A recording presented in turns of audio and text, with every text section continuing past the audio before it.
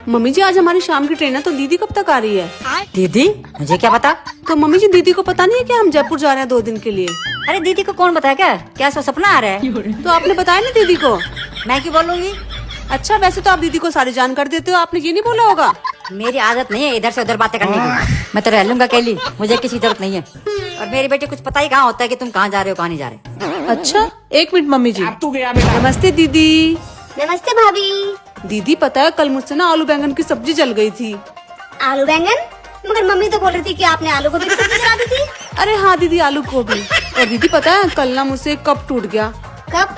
और मम्मी ने तो बताया आपने एक गिलास तोड़ दिया। हाँ दीदी ग्लास ही टूटा था। पता है दीदी आज मैंने ना पिंक कलर की साड़ी पहन रखी है। और मम्मी ने बताया आपने तो येलो कलर का 5000 का सूट पहन रखा है। क्यों मम्मी जी, जब आप मेरे सांस लेने तक की खबर वहाँ पहुँचा देते हो तो आपने ये नहीं बताया कि मैं जयपुर जा रही हूँ? अच्छा अब ये बताओ मम्मी जी दीदी कब आ रही है?